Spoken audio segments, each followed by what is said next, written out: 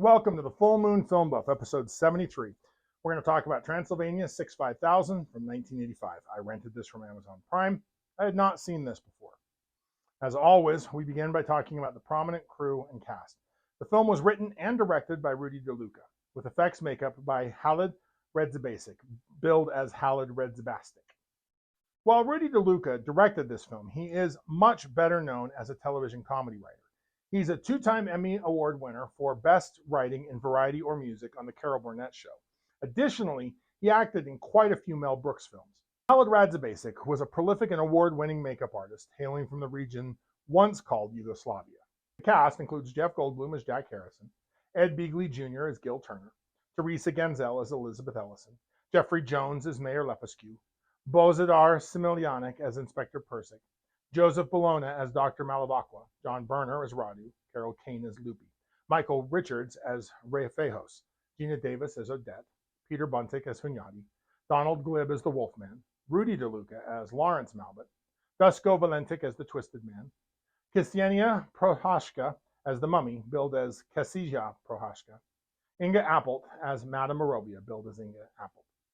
Jeff Goldblum honed his acting skills in New York theater. His distinctive look and delivery helped him stand out. His breakthrough role was in the classic remake The Fly in 1986, delivering a haunting performance as scientist Seth Brundle, transforming into a human-insect hybrid.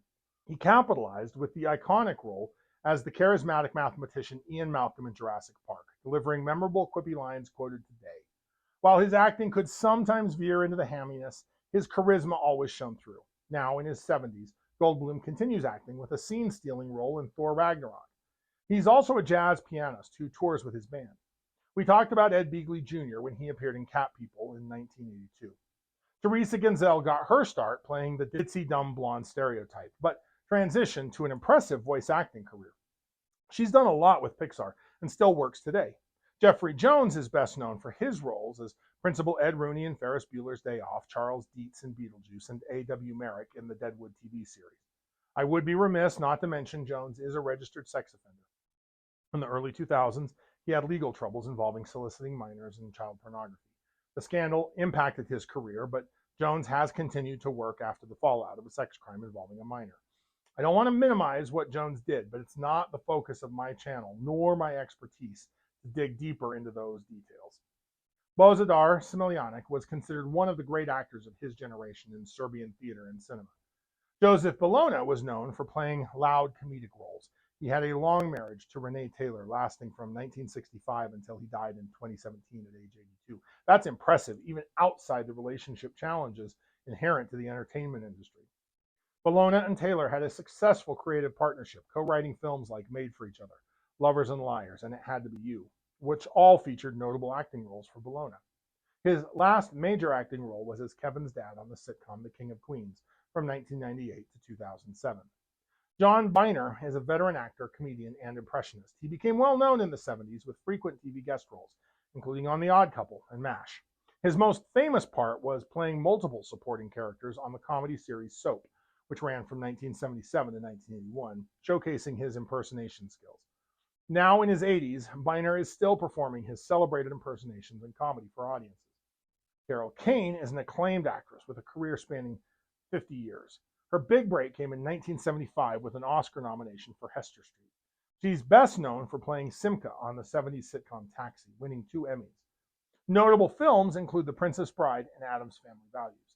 Kane has had many recurring TV roles throughout her career on shows like Unbreakable Kimmy Schmidt and Gotham. Now in her 70s, she continues taking on eccentric character roles, showcasing her versatility. Michael Richards rose to fame playing the eccentric neighbor Kramer on the hit sitcom Seinfeld from 1989 to 1998. His physical comedy and bizarre mannerisms made him a standout, earning him 3 Emmys. However, in 2006, Richards suffered a major backlash after a racist rant during a comedy club set, which stalled his career for years. He has since taken smaller acting roles on shows like Curb Your Enthusiasm. Gina Davis's most iconic role is Thelma in the acclaimed 1991 film Thelma and Louise, which earned her an Oscar nomination. Other major movies include Beetlejuice, A League of Their Own, The Long Kiss Goodnight, and the Stuart Little films. She won an Oscar for Best Supporting Actress in The Accidental Tourist in 1988. Davis has received 12 Emmy nominations throughout her career. In 2004, she founded the Gina Davis Institute on Gender in Media to promote positive gender representations in children's entertainment. Donald Gibb is best known for playing the dumb fraternity brother Ogre in the Revenge of the Nerds movies and the fighter Ray Jackson in Bloodsport. Before acting, he played college basketball and football and had a brief stint with the San Diego Chargers until a car accident injury ended his sports career and led him into acting. Many others of the cast were Yugoslavian actors, and I had trouble tracking down detailed biographical information. This was an easy film to watch. I chuckled quite a bit, so I do recommend it. It also wasn't great. I rarely belly laughed, so consider this a lukewarm recommendation. Let's talk for a second about the title. It's a pun on an old Glenn Miller song, Pennsylvania 65000. Warner Brothers also did a Bugs Bunny short with the same title and somewhat similar premise back in 1963. So now let's review the synopsis. Tourists shoot video of them being attacked. The men run from a creature that they believe to be Frankenstein's monster and get a waist-down shot of their attacker.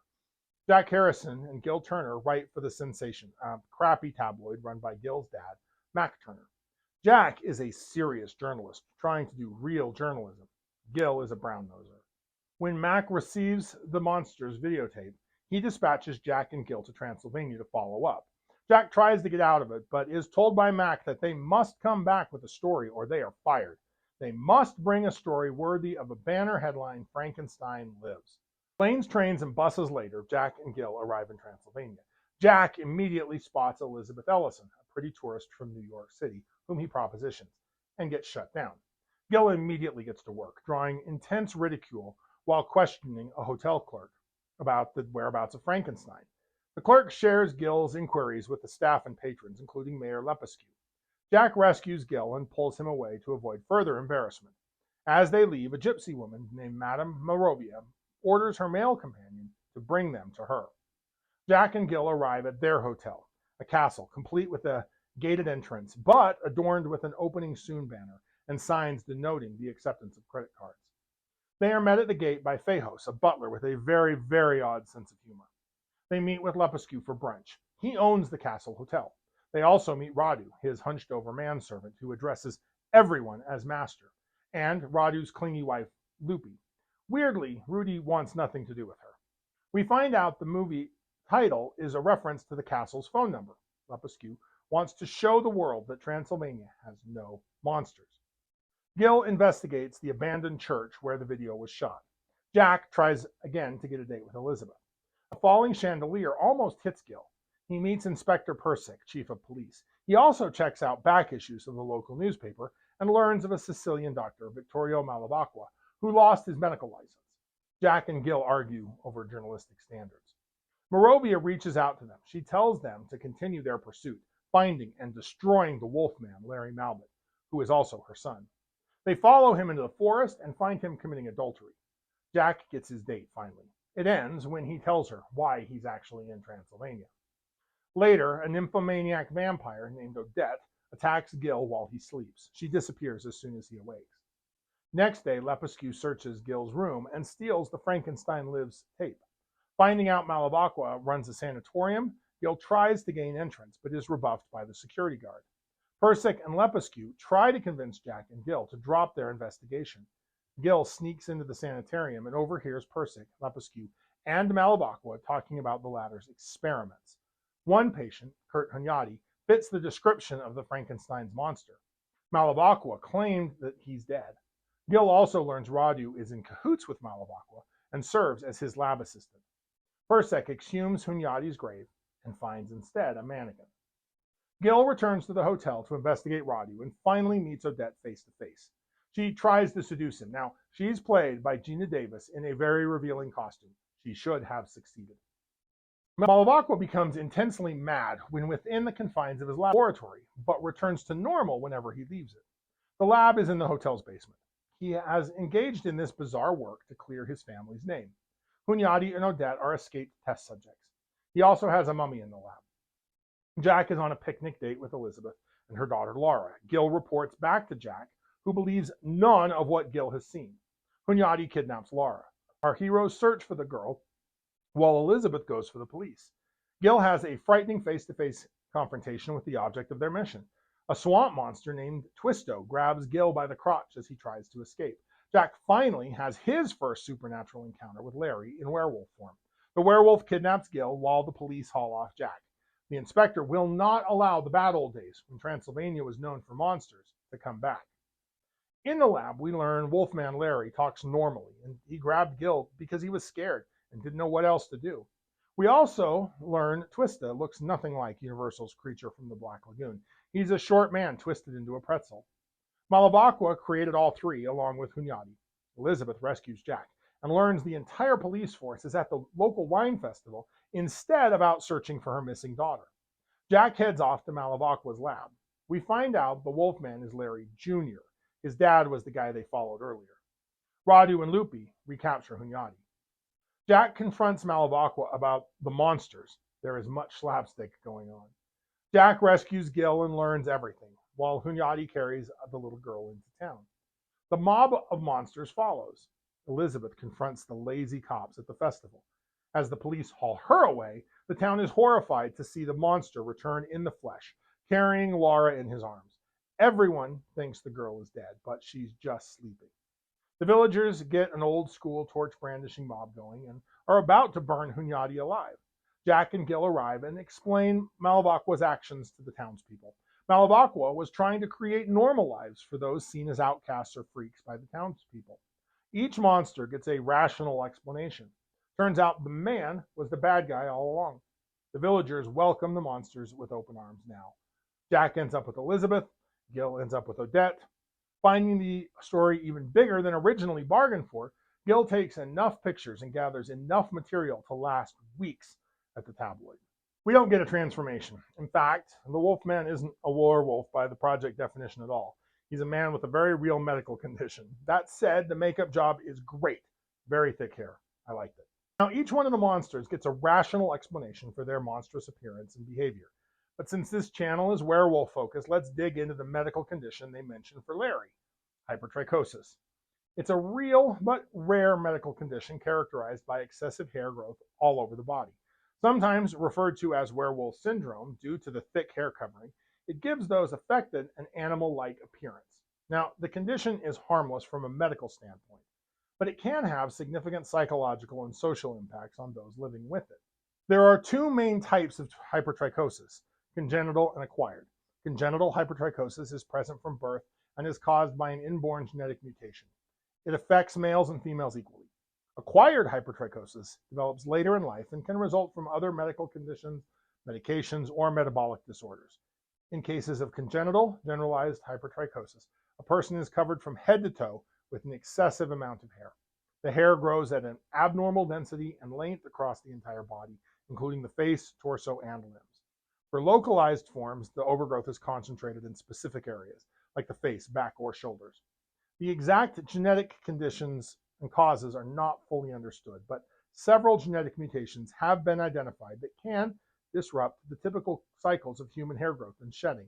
Mutations lead to continued elongation and lack of shedding of hair follicles all over the body. Hypertrichosis appears to follow an autosomal recessive pattern of inheritance.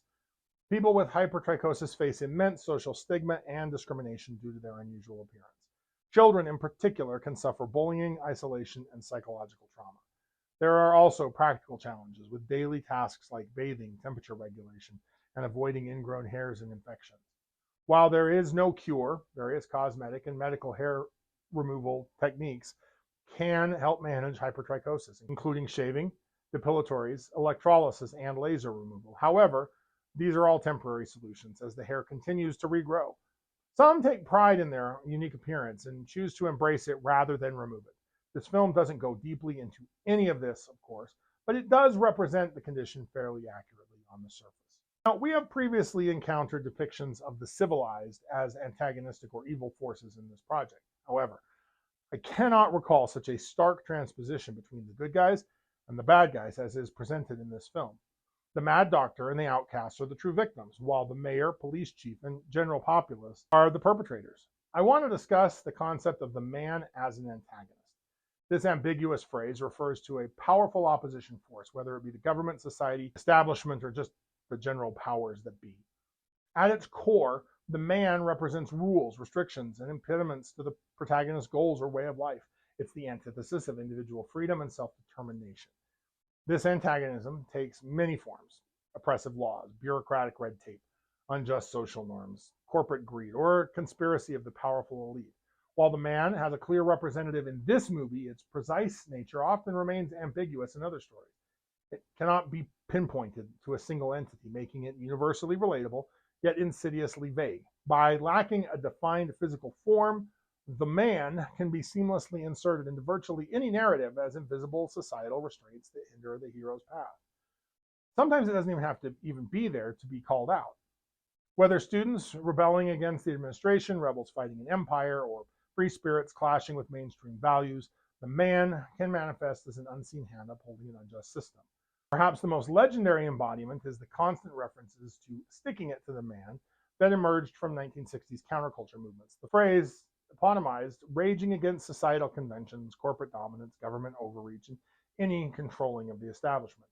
It rallied the rebellious spirit to rise against the faceless, omnipresent forces of conformity. However, since the man is typically faceless, unfortunately, it's often some other poor schmuck just doing his best in his circumstances who ends up getting stuck.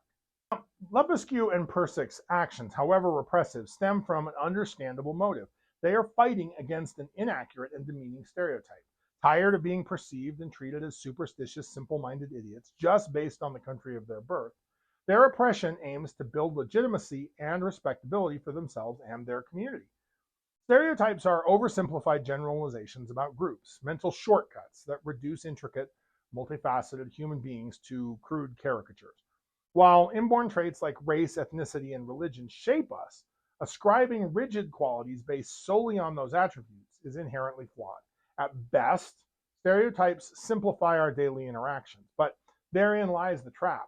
We risk thoughtlessly boxing people into incomplete misconceptions. At worst, stereotypes can breed hatred, justify injustice, and erode dignity and opportunity. Deep-rooted stereotypes perpetuate discrimination and biased treatment. Additionally, stereotypes can become self-fulfilling.